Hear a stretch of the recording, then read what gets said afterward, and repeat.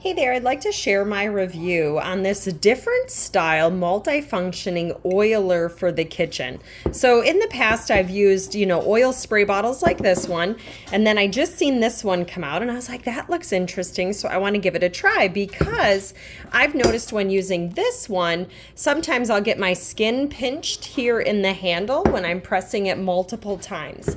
But just to give you an idea of the spray pattern, let's see if I can line this up right. It does have a nice spray pattern, and so that'll be helpful, especially when I'm using it on our griddle. You could also put thinner oil dressings in there too if you want to spray a salad. And then just to compare it with this one does have more of a flat pattern.